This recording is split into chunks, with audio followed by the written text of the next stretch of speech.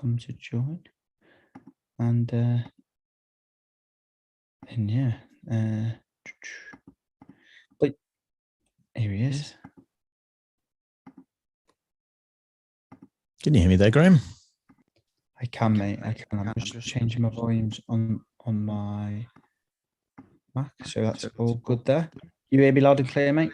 I can. Yeah, totally. Excellent.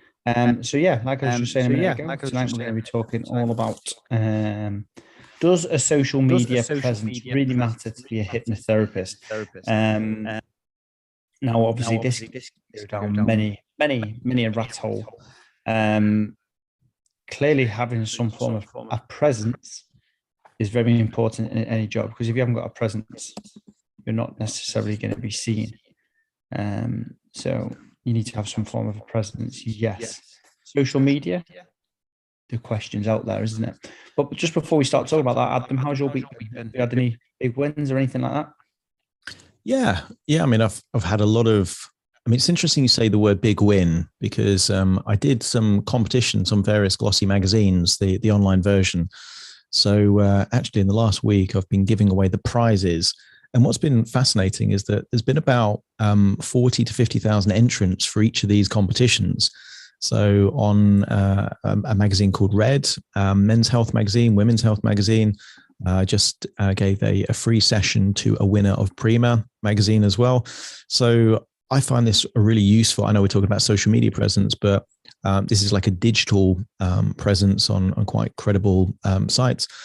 It raises awareness of me, my brand, but equally by having a prize, and I say a free session of me worth £250 also communicates my price and that kind of stuff as well. So I found that quite a good PR tool. Obviously helps running a PR agency.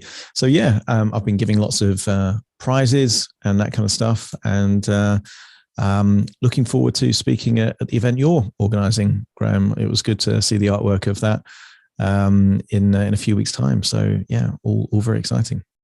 That's really good and interesting reference. What you said about just to be able to give out obviously some prizes. 50,000 people were entering for each one of them. That's pretty amazing. Don't get me wrong. I know there's a lot of prize hunters out there who literally just sit all day and click on every single prize, and I won't be surprised if you have the odd bot there. But yeah, that's brilliant news. And yeah, obviously Hypnosis meetups live, Hypnosis online meetups live.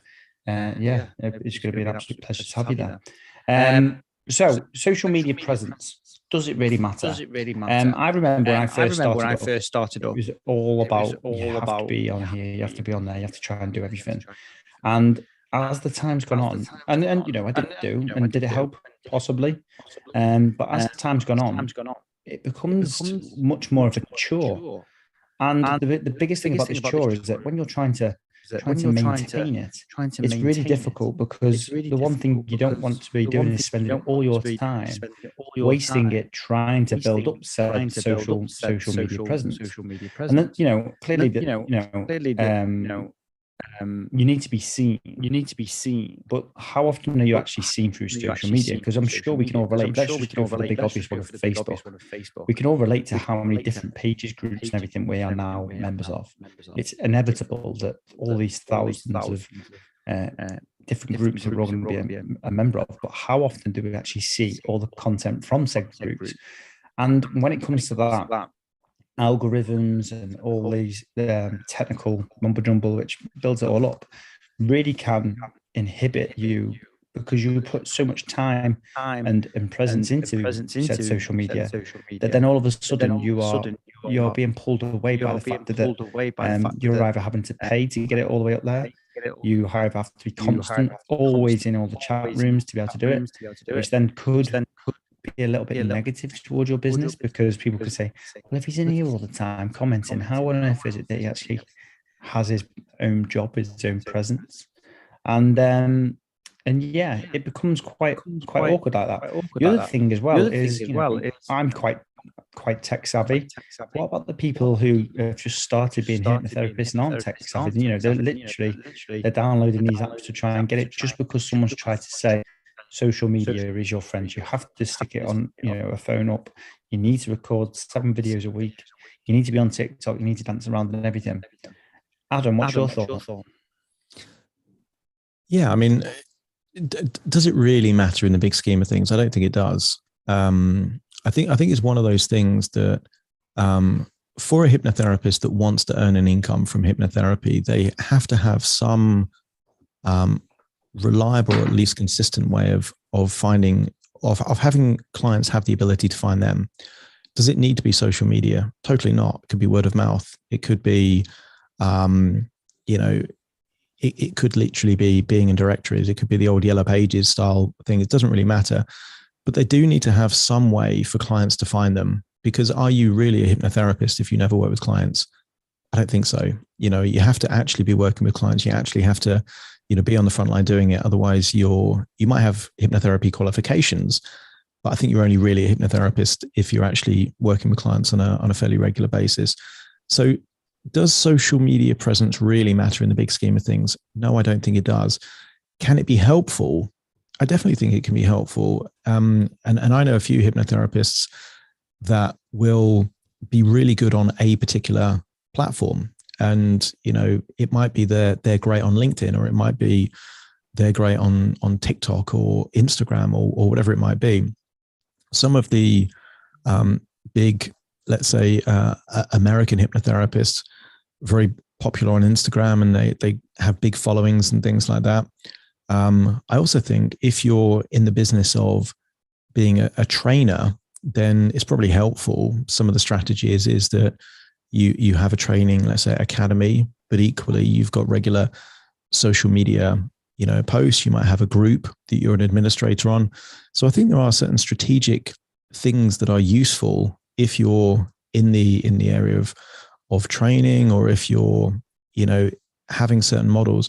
But I think for a hypnotherapist that primarily makes an income from seeing clients one-to-one, do you need to be constantly in the different groups and constantly putting posts up? I don't think you do. My own personal decision on social media, because it can really be a time leech, is not to treat it like marketing, but more to treat it like a little bit of a journal. So if I feel that I want to share something, I'll share it.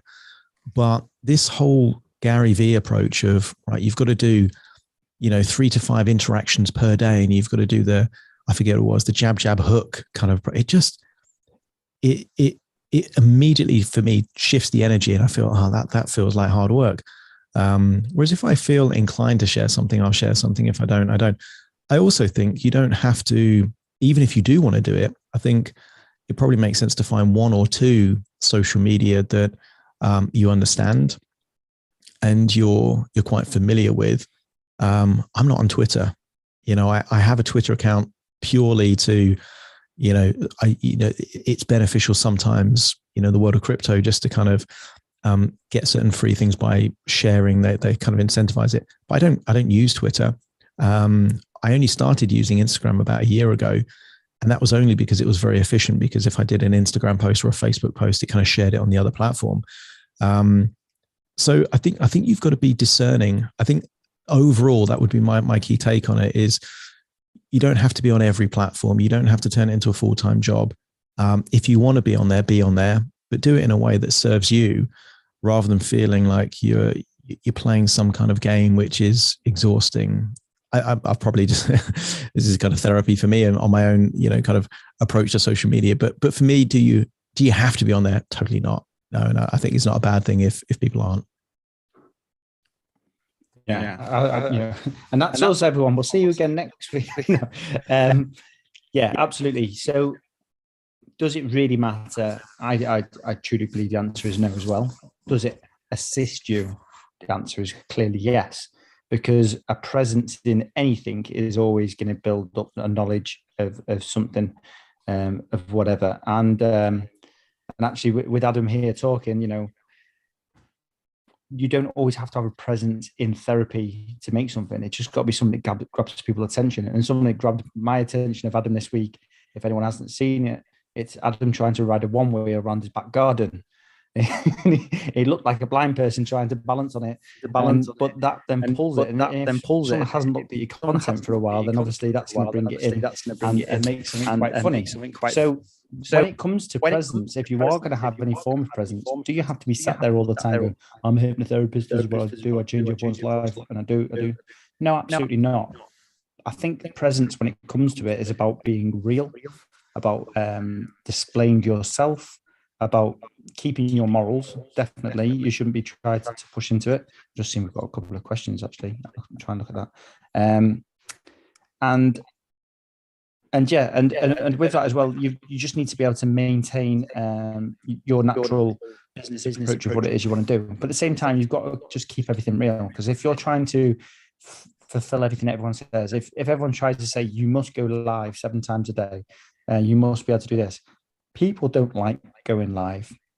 With myself and Adam, we've clearly had more confidence of working on a microphone or talk. There's still elements of it I don't like. If I don't necessarily know the subject, I can be very inward. But yeah, you've got to build that up too. So when you come around to these things, you need to be able to look at it and be able to build it up and be able to make that you, not just making it pushing therapy. Because by doing that, you'll actually find you push people away. Whereas if you can make an image of who you are and how you build things up, then you'll find more people come towards you. With that said, Adam, is there elements of social, so rather than just media, that you do think really matters and helps build things up? Because I know you mentioned just before, obviously, having social media with Instagram and I think Instagram and Facebook, because it helps you in that way. I'm like you. I don't use TikTok, mostly because the threads are so quick. You could just get lost in an abundance of time. And I suppose I've just never picked it up. I don't really use LinkedIn. I mostly use Facebook, if anything. But is there anything else other than social media that you'd like to use? And likewise to anyone who's down there as well, if there is anyone listening who would like to share anything that they do that they like to gather, please do feel free to raise your hands, and I'd like to hear your views on it. Yeah, it'd be great to hear from the audience. But I mean, I think there's a couple of things. One, when it comes to social media, I think one thing that is genuinely helpful, I think, is, sharing stories of, obviously without breaking any kind of confidentiality, but sharing stories where what we do as hypnotherapists genuinely have helped people.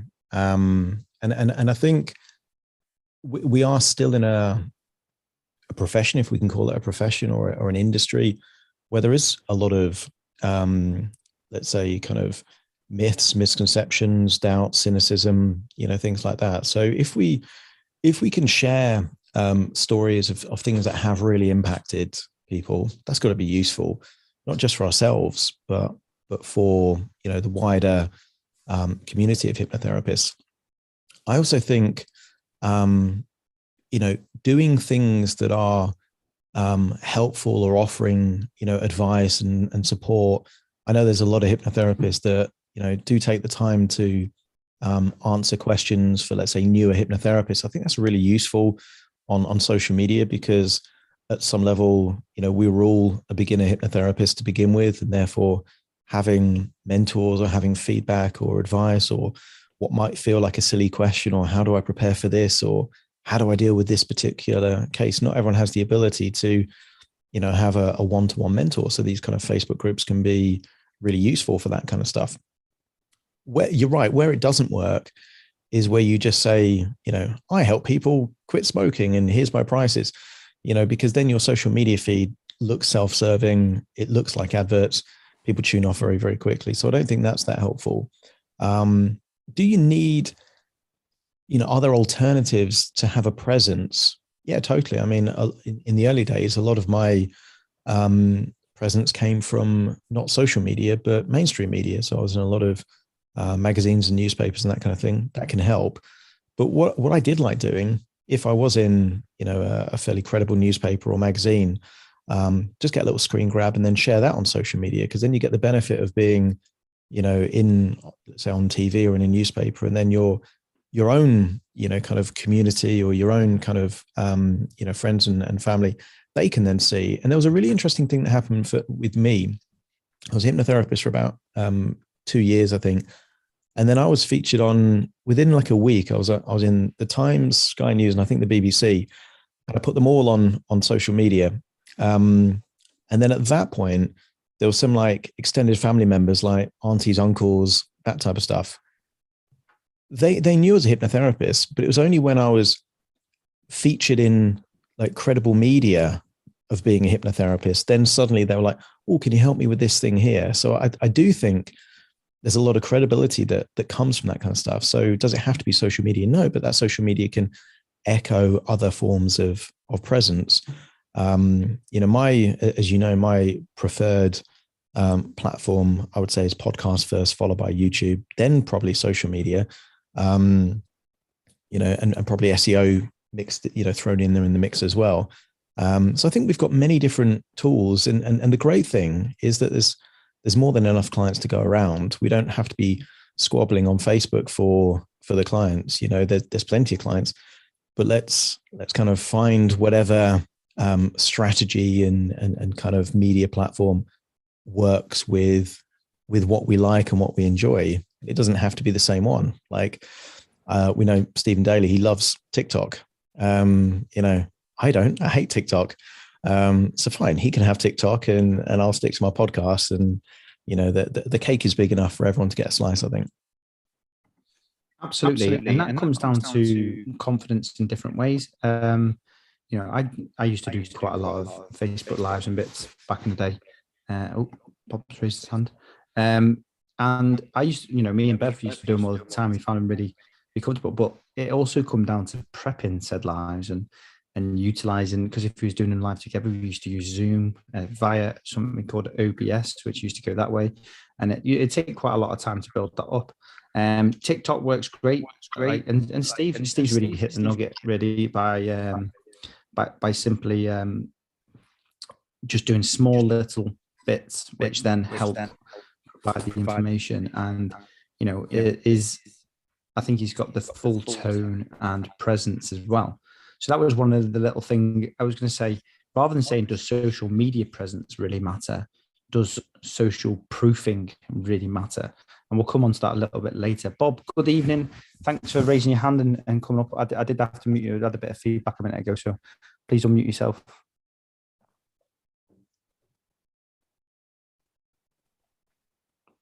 I think the bottom's in the bottom. The button's in. There we go. Yeah, I think I'm there. Yeah. How are you, mate? I'm good, guys. Nice to chat to you again. I'm down in Amble right now in the northeast of England. Just had a meal, and I'm back in the room that we've hired. And I haven't spoke to you lads for a while, so I come on and find out what you're all about. I like that part that Adam was talking about there about Stephen Daly, who's a great kisser, by the way, because nobody knows. I never knew that Stephen liked TikTok, or that Adam didn't like TikTok. And it's the conversation's been great up to now, but little things like these, as you're probably aware, Graham, I like hinges. I'm not a lover of doors, but I love hinges. So when Adam starts talking about Steve likes TikTok, I hate TikTok. My ears prick up, and I think, I've got an idea of what TikTok is, but I don't know completely.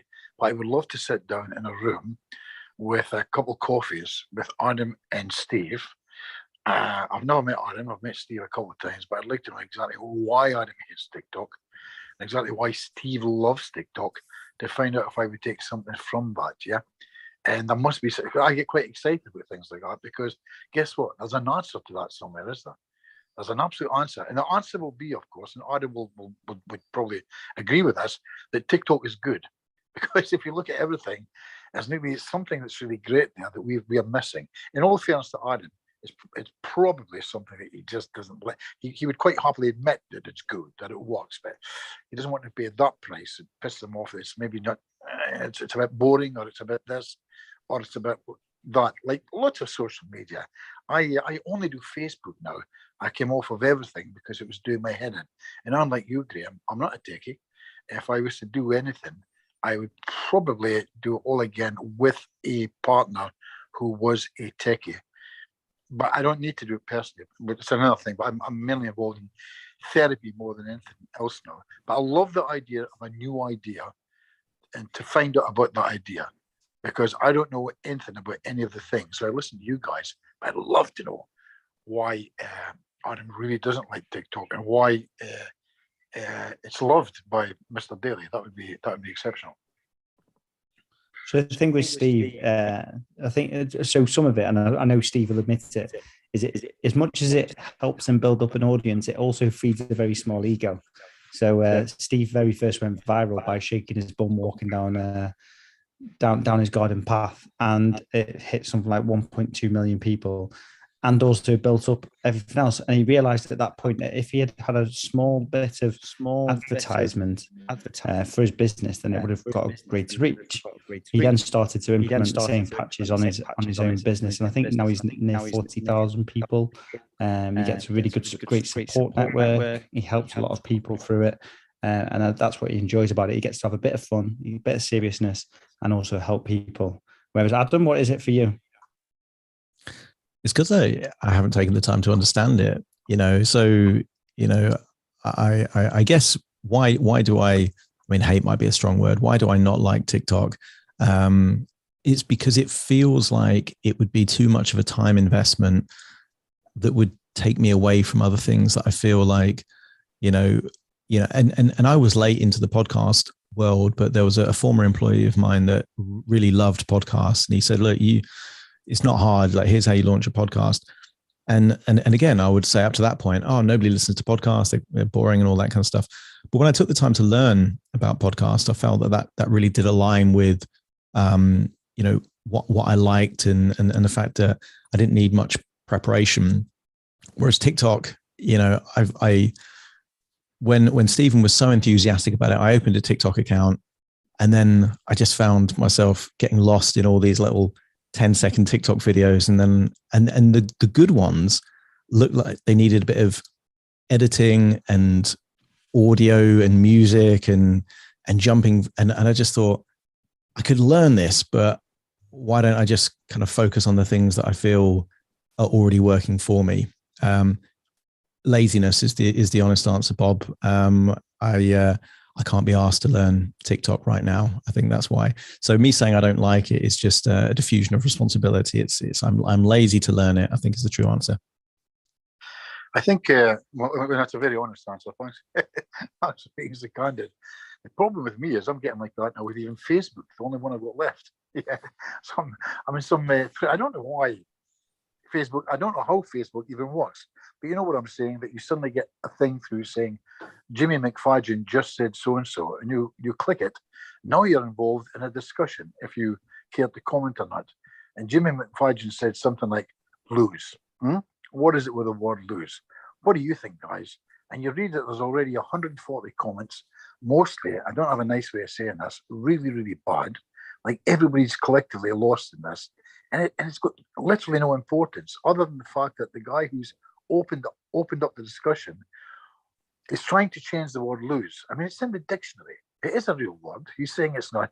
It is. And it's not a negative word. He says it is, but it's not. It could be losing a bad habit, and so on and so forth. And before I know it, damn it, but I've been involved in this discussion now for 45 minutes. I'm thinking, Jesus, what am I doing here? So, and back to again what Adam said there about podcasts. It's not that podcasts are good and podcasts are bad. Podcasts are only podcasts. And here's one by Adam, and here's one by Jimmy McFadden. And the one by Jimmy McFadden is absolutely horrendous. I've heard some dreadful ones. You think, why are they on? And they've been talking now for 48 minutes. So it's a case of what you bring, who you are, and what you bring to it. And I guess coming all the way to what we're talking about here, it's not really about social media. It's about who's bringing what to social media. If somebody's really, really good, it's going to be great, yeah? If somebody's really, really, really bad, but the marketing's good, now there's an argument of whether they're going to get anything out of it, because people are listening, people are watching, and although there's many of them out there, I can't tell the difference. Many can, and that will make a difference. There's three types of people in it, is there? It's horrendous, really. When you start and you get involved in these discussions and you don't know anything, it's difficult. It's horrendous. And then you get some experience, you know some things, you know some of the terminology, and you get involved in it, and it becomes a fun thing. And then you get really, really experienced, and it becomes bad again. Because there's you with your experience, and 2-3 others with experience, and 400 others with no experience, but they're arguing about stuff that is really waffle. It shouldn't even be being discussed. But here we go. Here's another hour of my time getting lost in that. So it takes a skill just to get through this stuff, I guess. Yeah, no, I completely agree. Luckily, I'm like Adam on Facebook, whereas I see a comment and I think I'm not reading through 140 comments. I'll just scroll on to the next one and I'll wait for that. But I used to, and I think as well, what it comes down to is now, Bob, I know you like a challenge. I know you like to get jumped into comments as well to test other people's questions and comments as such. Whereas I've had them bits before where I've commented something and you have some, I've had it where some of the vile people out there who just like to throw stuff back to the point where I think I don't bother to comment with them anymore because it's too much time absorbing, and it also makes you look inwards. So by ignorance a little bit of just ignoring what it is that's going around and keeping myself more positive, it allows me to concentrate in them areas. So, and I think that can also come back to what Adam said before. He feels like he needs to be able to edit, he needs to be able to add music, he needs to be able to put timers, he needs to be able to put comments onto TikTok videos. And because he doesn't know it, it makes him feel a little bit inferior for that. So therefore, it's not going to produce the output that he needs. Likewise, by reading through it all, if I bothered to comment, I could be someone who knows something. I could be someone who doesn't know something. I just don't want to bother putting myself in that boundary because I feel like I don't need to as well. So yeah, I think it really is about that balance. And for the present, absolutely. If you're going full trainer for everything, you need to be able to challenge them comments and create that presence. I know Barry Neal does it well. He puts it in. Sometimes there's some people go a little bit too harsh as well, but yeah, we definitely need to be able to build that up. John, welcome up to the stage. Good to see you again. What would you like to bring to the stage this evening? Good evening, guys. It was a pleasure to see that headline come up because it's actually something I've got quite a lot of expertise in. So I was keen to throw my 2 penn'orth into the ring. Really, I agree a lot with. Awesome. I think if you're going to do social, the answer is social media it works fantastically, but definitely in a channeled way. In other words, you're better off to do 1 or 2 of them very well than try and have a presence in all of them badly, because I think it will reflect poorly on your business and on yourself, which is a fairly obvious thing to say, I suppose. But I'm a big fan of TikTok, although the obvious is that you feel the necessity that you should be dancing to a silly tune, but TikTok's got fantastic reach and it's absolutely growing. I don't promote myself on TikTok, but I do. My main business, I've got a digital media business where we do managed campaigns of Google AdWords and SEO, and part of that is we report on social media that people do for their own businesses. So through Google Analytics, you can see what you're getting from Facebook and the like, if you're hooked into Google in that way. Don't know if that helps at all. Yeah, absolutely. We was talking about that just the other week when we had a. Yeah, I've got a pretty poor connection, so I hope you can hear me okay. No, you can. Yeah, loud and clear. John. Yeah, to be fine, John. I'm just looking at my own picture. I spend a lot of time on Clubhouse in the Bitcoin rooms, which is predominantly Americans, and so a picture of me shooting a gun tends to get me street cred over there with Bitcoiners who are all on about self-sovereignty. I'm not sure it's a picture I should be promoting if I'm talking about being a hypnotist. You're going to throw Adam on a complete tangent now. You mentioned Bitcoin. Are you a Bitcoin? But more altcoins rather than Bitcoin. But yeah, I do like the opportunity of kind of crypto. But that would be maybe I need to join more of the rooms that you're in. Obviously not for this room because it would be unfair to discuss it. And once I start, I'm probably quite hard to stop. But if there's some fantastic books out there on it as well. But no, I'm very much Bitcoin as opposed to altcoin. I've got a bit of Ethereum. But as I say, not for this room, but happy to do a one-to-one room with you and have a chat about it. I absolutely love it. Good stuff. Yeah. No, I think, the key to it, I think, is being discerning and strategic. If we're going to have, two ways, because I mean, there's so much that you could do, but that doesn't mean you have to do them. So I think, discerning in terms of what posts you interact with, what posts you put up, and also on any social media, you've got different things. So you could just do the posts, but then you could do the stories.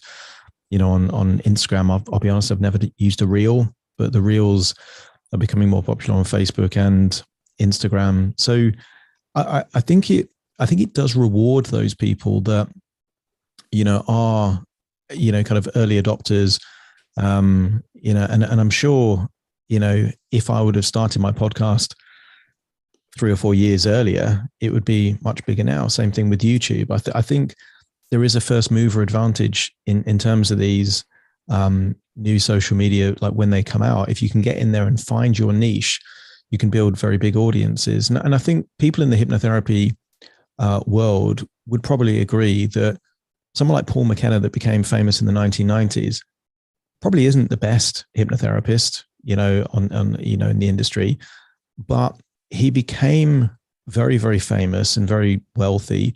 I think he's the J.K. Rowling is the highest paid fiction author in the UK. Paul McKenna is the highest paid or best-selling non-fiction author in the UK. He makes an absolute fortune. And where did that come from? It came from presence. Social media wasn't around at the time, but 3 or 4 TV channels were, and that's how he became famous at that point. Built a brand around it, and I think that clearly is useful as a strategy. I think if you were looking at that now, would mainstream TV be the way that you would build your brand? No, not at all, because there's too many different TV channels and there's too many different things. But I think probably a combination of YouTube and social media would be how you would do that. And there are people that, I mean, the bit that we haven't really talked about, but maybe John, you're much more knowledgeable than me on this, is using paid social kind of ads. So, you see Marissa Peer with the paid Facebook ads, and numerous other, people within the broader hypnotherapy world with the paid ads, because it's strategic. They'll get a certain number of views, they'll get a certain number of clicks. That will send people through to a landing page, and there'll be some kind of product or transaction at the end of that makes the whole thing work. So can it be useful? Yeah, totally. It's like anything. And I think that's the key point that Bob was making. It's not good or bad.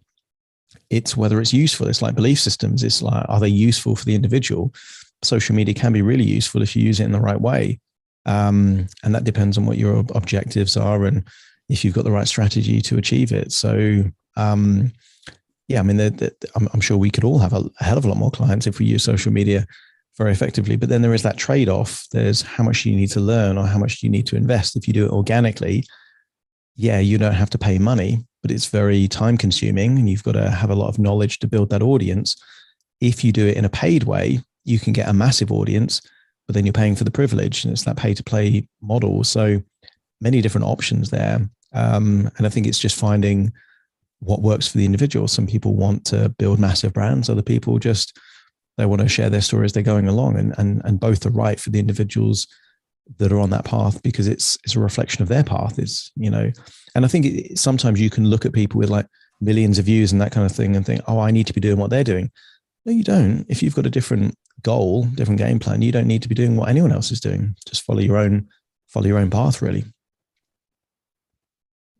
I think the thing is as well, if you're talking about somebody who's got millions of views, they all started somewhere. They put up their first post or they did their first advert, and it's the old story, isn't it? A walk of 1,000 miles starts with just one step. Totally, yeah, and that's the thing. It's finding something that works for you, and also, I'm an investor. I think that model of, we'll start something, and then if it's self-sustaining and it kind of works and you enjoy doing it, keep doing it. But if it doesn't stop it, I think it's worth trying these things. And for some people, try having a YouTube channel. If it works for you, keep doing it. If it doesn't, we'll stop it. I think a lot of very big audiences can be built by just people being fairly consistent and trying to add value in some way. But like you say, you've got to start somewhere. Sally, welcome up on the stage. Thanks, Adam. I was just going to say really that I do use social. I've got a presence on Twitter, LinkedIn, Instagram, Clubhouse, TikTok, Facebook, but I hate Twitter. I never go on there, so I don't put anything on there. I go with what I enjoy doing, which is Facebook and Instagram. And I did do TikTok with when Graham and sort of Stephen brought it to our attention, and we did that course on it. I think I've put about 5 videos on there. Every time I go on there, I lose hours. I lose hours just scrolling. So it can be very time. It steals your time. Much like Pinterest. Pinterest is supposed to be quite good for business as well. But every time I used to go on Pinterest, I just used to go around, and it's like a rabbit warren, and you click one link and then find something else that you like, and you click on that, and then it takes you somewhere else. Bit like HMRC site, you click on a link and you don't know how to get back to where you started. But if you enjoy a certain channel, social media, then you're going to bring something to that. If you don't enjoy it, it's a chore. And you enjoy your podcasts, it's not something I particularly want to do. So I just picked the 2 really that I like doing, having a presence on. And Clubhouse, I come here occasionally. I come here regularly for this room because I enjoy the conversation. And I started to get really involved in it, and then my presence fell off. But I think I will start coming back on here again now. I do enjoy it. Yeah, you've definitely, every week you provide sound advice and create a good talk as well. And that's the little bit, isn't it? Adam's a great talker. He's been given the guidance to be able to set up a podcast, which is, bravo. You've just got over a million listens across all his podcasts, which is fantastic as well. But that all comes down to it, and I think Adam put that perfectly in his little post on YouTube and Facebook. Although his goal is to reach 1 million people, he's only had 1 million downloads. You don't know how many people have listened to it. It could only be 50,000 people who've listened to him 2 or 3 times because they enjoy that aspect. So keeping it in that point. And when it comes to paid ads, I've got a paid ad at the moment for my Meetups Live that we're doing. It's I don't necessarily know the exact people who are looking at it, although you try and target everything. You don't necessarily know where everything goes, and it all comes down to trial. When the old I can't say the old saying because I don't know, but the old principle is if something works, keep doing it because it keeps pushing, and that comes back to your TikTok and everything like that. If you find a trend that works, keep pushing on it and milk it some more. Willie, welcome up to the stage. What did you like to bring to the party? Thanks, Graham. One thing about me, I use social media, but the only problem I have with it is constantly changing. I mean, you work hard, you do videos and stuff like that. You put them out there, and some get no views, no hits, nothing like that. Yet you see a kitty video that got 1 million views, and you're like, what the hell am I doing wrong? And it's just really stressful. My 10-year-old daughter, she tries to help me as much as she can when it comes to social media and stuff like that, and how algorithms work, which I didn't even know that she knew that word. But yeah, she said, Dad, you gotta get in at the right time, and you gotta get in at certain times. And I'm like, crap. So yeah, it's just the constant changing just makes me think there gotta be an easier way. Now, clearly, I haven't seen your videos before. one of the worst things is sometimes being in groups of people if you are sharing them and you've got friends, because we're too polite to each other. And we could say, yeah, it's a brilliant video. And maybe it is a brilliant video that you've created. But then the question is, would you stop at that video if you're scrolling through it? So like with TikTok, Instagram Reels, Facebook, which is Instagram Reels as well, YouTube Shorts, any of them, if you're going past it, what is the hook? Can that hook gather you into that moment? One of my biggest hitting TikToks was from doing a hypnosis demonstration. Another one's from doing a simple song, which was when I was clicking my fingers, smacking my hands, and singing along to a little chime. Because at that point, someone scrolled past and he heard me singing something. Oh, what's he saying? Oh, wait, what? He's a hypnotherapist? Oh, okay, listening to this. And that got me a lot of traction as well. So by looking at it before you post it, it's like, would this catch my attention? Now, granted, as Adam said before, there's loads of people out there, but you need to be able to grab some sort of attention, which then will make someone say, oh, this is really interesting. I'll comment on it or share it. And once you can find that bit of your unicorn poo, then that's when you start to really find the true algorithm is if someone who follows you, if they would share it, would they share it? And then if they were to share it, would the next person share it? Does that make sense, Willie? Yes, it does. It does. Cool. Can I come in? Absolutely, Bob. Yeah, absolutely, Bob. Yeah. It's interesting, isn't it? You just the word you chose back there about 2 minutes ago. I did a little demonstration. That's exactly what you said. And for me, it's one of these moments. You know, it's the little difference that makes a big difference. I had a guy today telling me about his plans for the future and what he's going to do. And as the conversation started, I was aware that I gave a sigh. Not enough for him to hear. It was a kind of because I know what's going to happen next, because I've had this conversation several hundred times, and I've heard it, and it sounds dreadful. I want to slap myself for even thinking that way, but I know it's going to go this way. And really, I want to say to him, the reason why that won't work for you is because nobody knows you. And I don't have a way of telling him the reason why this won't work for you is nobody knows you. So I've got to now break this down, use some really good rapport, and give him this message. And then the second part I want to tell him is, because what he's telling me is that he's got something to say but nothing to show. And that's a really pet hate of mine. So, and we're back to what you said right there, Graham. You gave a little demonstration.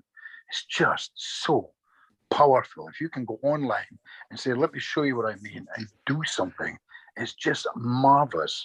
People want to see you again if you can do so, or if you can show them what you do.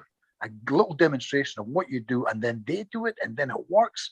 They want to follow you. They want to meet you again, and they want to find out if you've got anything else in that pocket. Yeah, 100%. So the demonstration that I actually shared was it was an Oktoberfest party that I've been hired for, and obviously, as you know, and other people know, you know, I'm still in the military, but I had a lad post into my workshop, who, as soon as he comes through, goes, I knew who you are. You hypnotized my mate at the Oktoberfest party.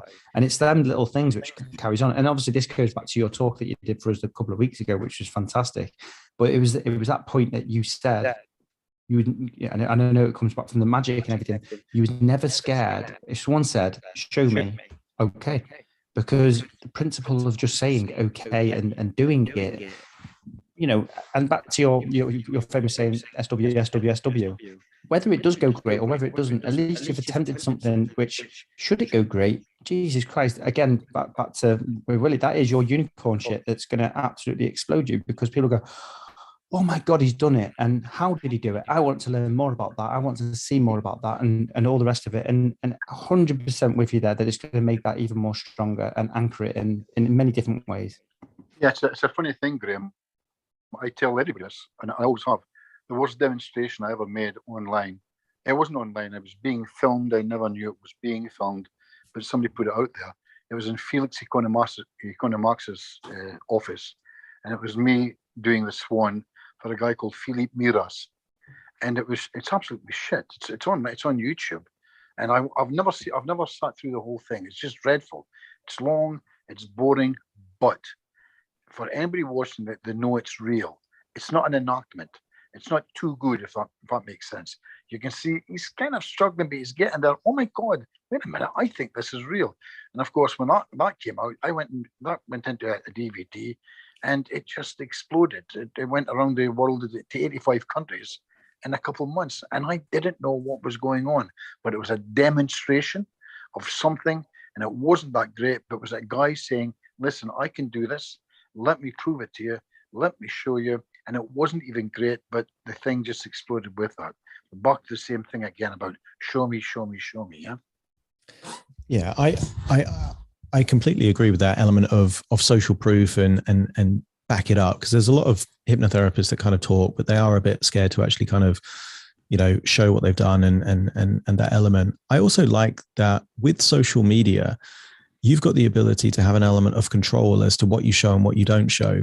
And a few years back, I was asked to go on one of these reality TV shows called Made in Chelsea, to work with one of these kind of like very wealthy kind of people on the reality TV show that had a phobia. And I said, yes, yeah, happy to do that. And I remember a few people, they said, look, you've got lots of producers on a show like this. They might try and make you look stupid. They might try and set it up in a particular way. And I remember thinking about that. And I remember thinking, if it goes the way I want it to, and I've got evidence of working with someone, on kind of mainstream TV, getting them over a phobia, I can snip that little, kind of 1-2 minutes on primetime TV and put that on social media and kind of leverage it till the cows come home. And if it is a bit of shit, yeah, then the people that watched Made in Chelsea, they'll just remember, oh, there was something about a hypnotherapist that didn't work or whatever else, but that's it. Whereas if it goes well, I can then leverage that in the way that I want on the social channels and anything else. So I think that's part of the gamesmanship. I think it's being willing to take the risk. And then if you do get that unicorn shit, as Graham eloquently describes it, then, use that unicorn. That's like magic beans at that point, use it again and again and again to kind of have that narrative of, look, I'm not just one of these people that can say I can do it. Here's the evidence and watch it. Yeah. And on top of that, Aaron, it's important to remember that if anybody here goes into penguinmagic.com right now, and you want to buy a magic trick, you can buy the magic trick. You'll get a download and they'll show you exactly what to do it. But if you go into the comments, you'll see lots of very, very skilled magicians saying, hey, forget that film before you spend your money. That's not what happened. they'll know it was edited. This was left out. This angle was changed, so on and so forth. But it's recognized within the business of, it's a part of the presentation. Of course it is. The magician turns side on when he's doing his trick on stage to hide a certain thing that's going on. So that's kind of okay. But yeah, I get the main gist of what you're saying on him. Try and show exactly what you've got. Somebody's interested, they'll take it a step further, and they'll take it a step further. Yeah, absolutely. And yeah, 100% with that, Bob. Whether it's a demonstration of something, the demonstration could just be bare bones, or the demonstration could be completely advertised, as you said, for many magic tricks, unfortunately, which tries to cover up something even more so than what it should be. And that just comes down to, if you wind back to the start, it comes back down to your whole business plan. How is it you want to get this message across? How is it you want to be perceived? Unfortunately, there's going back to Bob's reference of Penguin Magic, there's some companies out there who started up here because their delivery was absolutely fantastic. But then they've tried to keep bringing more and more products out, and to do so, they've had to create something a little bit smaller, and but make it theatrical on their advertisement in order to come out. And soon enough, guess what? People aren't buying off them now because they think they're phony. Not necessarily phony. They still make products, but it's just not at the caliber of what's expected from that advertisement. So I suppose that final bit of social presence is, if you can create social presence, make sure you can actually maintain it and live up to that standard, which, like what Bob said, he went to someone's place, someone could know it and do it now. Okay, did it. And even though, yes, it was sloppy, it wasn't necessarily the best present, something happened. Something happened, which then got people to believe in the process, which then made people move on. And there's many different processes out there now, which have come off the back of a similar thing like that. So yeah, just make sure you've got your confidence with that and document and proof of it wherever it may be. Is there anyone else in the audience who are coming on the stage, or maybe down at the bottom, who has anything else they wish to share? I've noticed we've only just got 10 minutes left. Again, this evening, the time's flown by. I just wanted to say that I agree about, I'm very careful what I comment on Facebook now, because I start to comment and I think, nah, it's just not worth it. So back out of it, because it can take up a lot of your time, and then somebody will say something you don't like, or I will say something somebody doesn't like, and it's just like, oh, I can't be bothered. It just sucks you in. And the thing about TikTok, because I've had a nasty comment on there about what's a granny doing on TikTok. Well, I'm not a granny because I've never had kids, and he's 17 years old, and I just sent something back at him. But you do get, I know Stephen had a lot of comments when he did that one TikTok video about vacation, and everybody took it as vaccine or whatever vaccination, and some of the comments on there were vile. Go on. Yeah, absolutely. So that comes down to some of the balance. And the other thing, I'm very glad you brought that up, Sally, actually, because it's something I was thinking about before. Many of us therapists, although we're there to help people, a lot of the time we all get filtered into that channel of only talking and trying to converse with other therapists, which then means really we're trying to help the people who are helping people rather than trying to help the people who need it. And it kind of becomes counterproductive, because you try and throw all and everything in the kitchen sink at something where technically it shouldn't really be needed or whatnot. So that's another thing. And that is part of the reason why I briefly mentioned some last week about my military career. I don't very often post about that, because I don't need to tangle everything together. I'm looking much more now beyond that and where my work's going. So always just look at it. If you are going to create a social media presence, make sure you create it in the right angle. Make sure if you are commenting to groups, maybe you should be well away from any sort of hypnosis groups, and just being something where you can pass a comment which will assist people. Maybe when you're if you are on TikTok, what is the message of who you want to be able to reach and be able to assist? If it's a podcast, is it that you want to do sessions to help people? Is it that you want to interview people? Just like how I've created my hypnosis online meetups, I have people come and do presentations, and we find out more about them for other people who want to be able to train with them and things. So yeah, what is your business plan? How can you build that up, and how can you push it in that direction? Adam, aware of time, have you got any finishing thoughts from this evening? Yeah, I mean, just one following on from that. I think you need to, have that kind of perspective and that resilience, not to get triggered by, comments or, things like that. I have videos on YouTube, and just the other day there was a guy, and it was a productivity based hypnosis session, and the guy just said, "This is absolutely awful because I like a messy desk when I'm being productive," just because there was some element of being organized in the video. And I'm thinking, this is free content, and that's a very unique strategy that you have, that is your definition of productivity. So I think it's just having that element of accepting that if, social media is social, that you're going to get social interactions as a side effect of that. And maybe that's why I like the podcast, because there is no interaction element unless someone takes the time to email you, and generally all the emails are quite positive. But yeah, when it's social media, when it's Facebook, Instagram, YouTube, it's very easy for someone to kind of comment, whatever they want and be negative or whatever else. So I think just kind of putting it into perspective and not letting it bother you, I think is quite a healthy thing. So overall, summing it up, in the big scheme of things, does a social media presence, and I love the phrase really matter, but in the big scheme of things, no, it doesn't really matter at all. Can it be useful depending on what your specific goals are?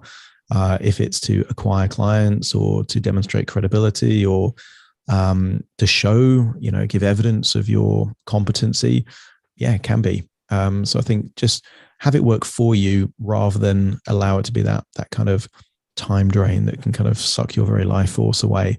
Would be my advice. Yeah, absolutely. Find your niche aspect. Look at where the best delivery is and concentrate your time on there. You don't need to be in every group to comment it. Like I say, usually them groups end up just being a load of therapists. But where you can learn, if you're learning anything from CPD wise, then yeah, you can take something away from it. If you find yourself getting into arguments, there's no point in wasting your time on them. There's probably a good chance that wife, husband, kids, or sort of friends that could benefit that time, which would make you feel happier, giving you more play in order to come back with your work even stronger later on. And it's been proven many times that more play in your life will assist you be more productive.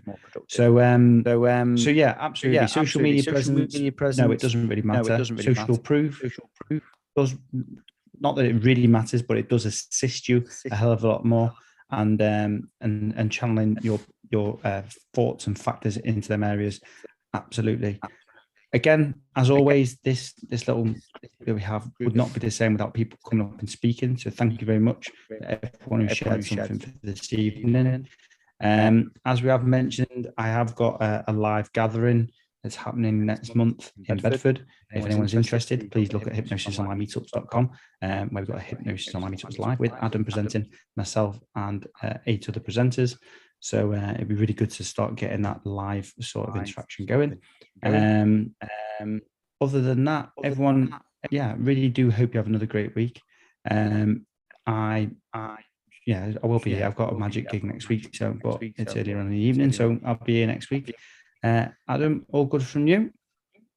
All good for me. Yeah. Thanks everyone for joining in this conversation today. It's been really, really good to have everyone up on stage, or even if you're just listening. If you have any suggestions for any future topics, please, if you're already connected to us on the socials, just let me or Graham know. Or otherwise, there's a little kind of paper plane kind of thing, and you can kind of send us a message, or in fact on the chat thing as well. So yeah, thanks for joining us today, and we'll see you again next week. Yeah, feel free to reach out, and look forward to seeing you all again soon. Take care, everyone. Thank you very much for joining in. Ta-ra. Bye. Bye. Bye-bye. Thanks, fellas. Take care, guys. Cheers, Bob. Cheers. Thank you.